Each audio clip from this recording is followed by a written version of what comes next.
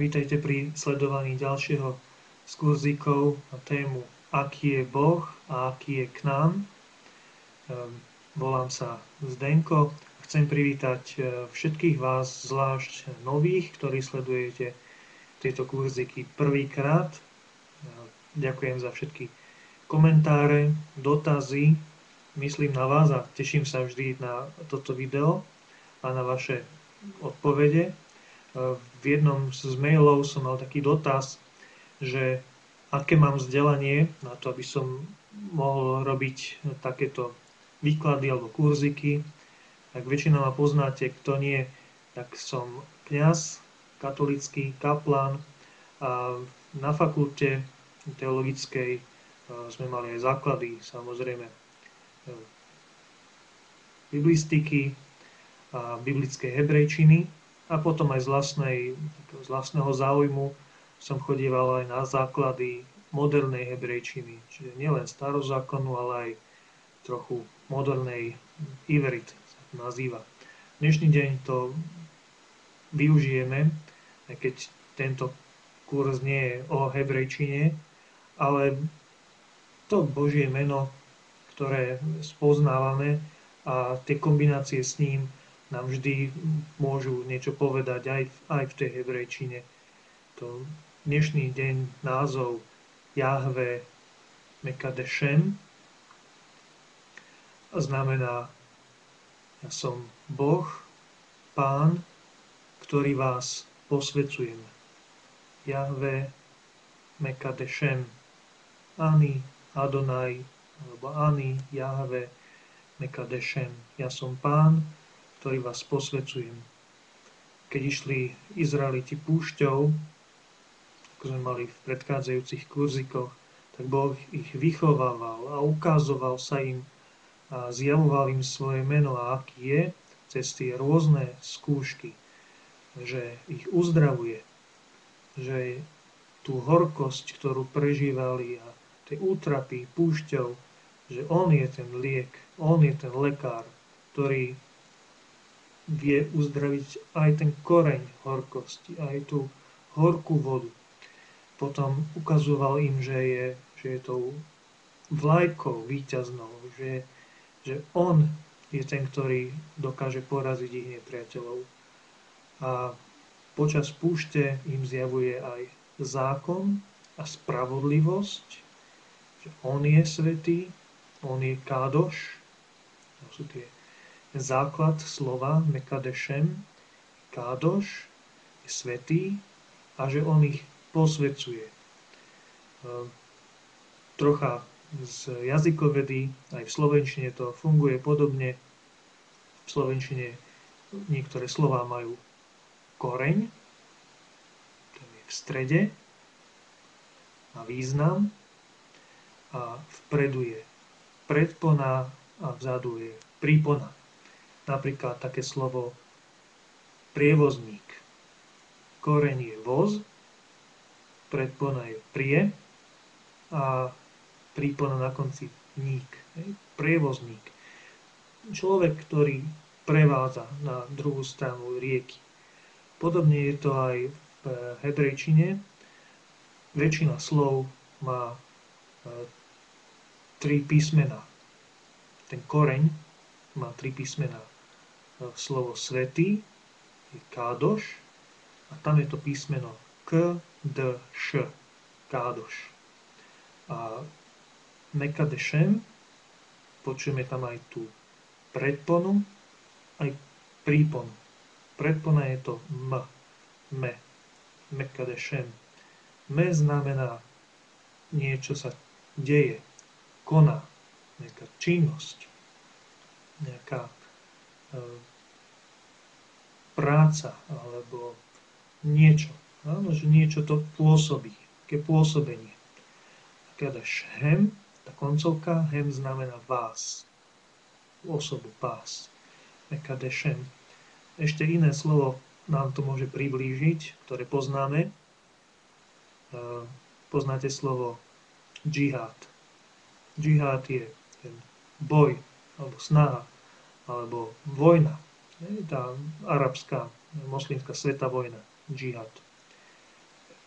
tiež má koreň džhd, 3 písmena džhd, a poznáme slovo mujahedín, mujahedíni, to sú vlastne tí bojovníci. A sa odpália nejakú, kľudne použijú aj násilie. Hej? A je tam slovo mujahedín. Taká činnosť a na konci koncovka. Ja, tak to sme troška odbočili. V tom Božom mene, ako sa Boh zjavuje Izraelitom na púšti, hovorí, že je svätý. Aj z nich chce mať svätých. Veľa, keď si čítame tie Mojžišove knihy, zvlášť kniha Levitikus, 3. kniha Mojžišova, tak je o svetosti, a je o dokonalosti, o čistote, o snahe ľudskej a zároveň o tej Božej činnosti, lebo Boh hovorí, že ja vás posvedcujem. Takže prečítam aspoň pár veršov. Hovorí v Levitikus 20. kapitola, 26. verš. Buďte mi svätí, lebo ja, Pán, som svätý. A ja som vás oddelil od národov, aby ste boli moji. Tam je to slovo, že oddelil som vás. Svätý, alebo kádoš. Kádoš neznamená len, že svätý, ale oddelený. Ale aj oddelený. Hej. Oddelený za nejakým účelom. Pre Boha. Hej. Celý národ, Boží národ je svätý, oddelený pre Boha.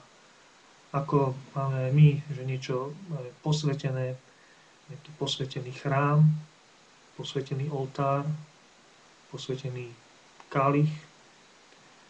To je na špecifickú službu, na špecifickú úlohu. Tam sa nemajú robiť profánne alebo svetské veci.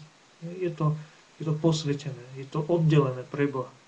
Boh tak hovorí, ja som si vás oddelil od národov, aby ste boli moji. Buďte teda svätí, lebo ja som svätý.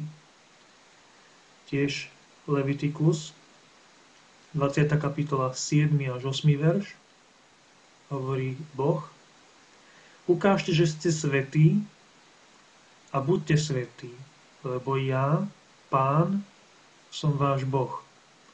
Zachovávajte moje príkazy a plňte ich. Ja som Pán, ktorý vás posväcuje. Ani Jahve Mekadešem, alebo Ani Adonai Mekadešem. Potom tiež z knihy Exodus hovorí Boh Mojžišovi, povedz Izraelitom, to je Exodus 31. kapitola, 13. až 14. verš. Povedz Izraelitom, zachovávajte moju sobotu, veď ona je znamením medzi mnou a vami z pokolenia na pokolenie, aby sa poznalo, že ja som Pán, ktorý vás posväcuje. Zachovávajte moju sobotu, nech vám je sveta. Kto ju znesvetí, musí zomrieť. Kto by v ten deň pracoval, bude vyhubený spomedzi svojho ľudu. Prečo Boh tak vyzdvihoval sobotu? No lebo tvoril tých 6 dní, na 7 odpočíval a daroval zákon, daroval pokoj. Ukázal sa, aký je. Hovorí, zasveď mi tento deň, nech ti je zmluvou, nech si pamätáš, spomínaš na mňa, v ten deň nepracuj. Pre nás je posvätným dňom nedeľa, nedeľa deň z mŕtvych stania, keď Pán Ježiš vstal z hrobu, deň zoslania Ducha Svätého, máme vtedy pamätať a má to byť zmluvou pre nás, že Boh nás vykúpil, Boh nás posvätil skrze krv Ježiša Krista, skrze jeho smrť a zmrtvých staní, skrze zoslanie Ducha Svätého. To je dielo, ktoré má v nás tak pôsobiť. Zvlášť v nedeľu máme toto prežívať a pripomínať si, že Boh nás vytrhol z moci zla, z moci temna, tak ako vytrhol Izraelitov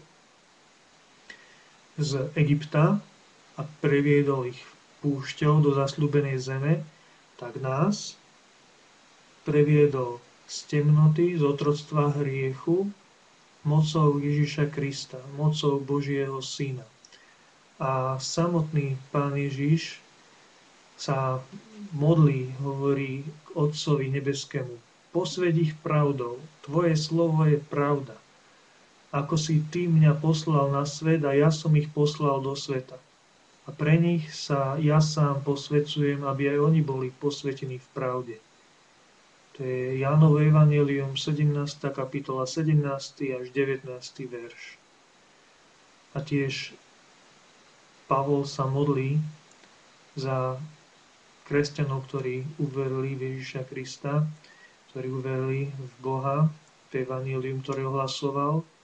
Hovorí: sám Boh pokoja nech vás celých posvätí, aby sa zachoval váš duch neporušený a duša i telo bezúhonný, keď príde náš Pán Ježiš Kristus. Sme posväcovaní tou Božou zmluvou. Božia zmluva pre nás je v Ježišovi Kristovi, v jeho krvi, tej obete, ktorú vykonal za nás na kríži, na Kalvárii, že zomrel a vstal z mŕtvych. Naša snaha o dokonalosť je dôležitá. Pridať sa k tomu posveteniu, ktoré Boh urobil pre nás a ktoré v nás pôsobí skrze Božiu moc, skrze Božiu milosť. Naša dokonalosť nie je len v našej snahe, v našich skutkoch. To by bol dokonalý každý jogín alebo nejaký fakír, ktorý tam skáče po nejakých uhlíkoch alebo leží na klincoch. Naša dokonalosť je v Ježišovi Kristovi, v tom, že príjmeme jeho dielo, že príjmeme jeho spravodlivosť. Lebo nik z ľudí nemôže byť dokonalý vlastnými skutkami. Vždy je v nás ten koreň hriechu. Ale Boh nás chce mať svätých. Ako? Cez Ježiša Krista. Cez toho nášho posvetiteľa, ktorý nás posvecuje pravdou, ktorý nás posvecuje svojím slovom, sviatosťami. Akú prežívame radosť, keď sú nám odpustené hriechy, keď príjmeme rozrešenie v sviatosti zmierenia, keď započujeme slovo a že sa nás dotkne, že to ku mne prehovoril Boh, že to je pre mňa. Je to veľká vec, keď môžeme prežívať to, že Boh nás príjma. Že z nás si vyvolil svoj ľud. Že boli sme cudzím ľudom a sme teraz jeho svätým ľudom. Tak ako si vybral Izraelitov, tak všetkých, ktorí uverili Ježiša Krista, tak si vyberá za svoj Boží svätý ľud. Tak hovorí: ste vyvolený rod, kráľovské kňazstvo, svätý národ. Vyvolený rod, kráľovské kňazstvo, svätý národ. Jednoduchá otázka pre nás. Prežívam to, že Boh mi dáva radosť, túžbu po svetosti, posvetenie, že mi odpúšťa hriechy, že ma očisťuje, že ma vytrháva z temnoty. Nech to tento týždeň vám Pán dáva pocítiť, že dáva silu, že dáva milosti, že každého jedno z nás pozýva k svetosti, k dokonalosti, že On je náš posvetiteľ, že On je Jahve Mekadešem. Tak ťa, Pán Ježišu Kriste, prosíme za nás, aby si nás prenikol svojou milosťou. Prosíme ťa pre Tvoje sväté rany, pre Tvoju svätú krv, ktorou nás očistuješ, oslobodzuješ od hriechov, od všetkého zla. Chráň nás, opatruj, požehnávaj, posväcuj mocou Kristových rán v mene Otca i Syna i Ducha Svätého. Amen.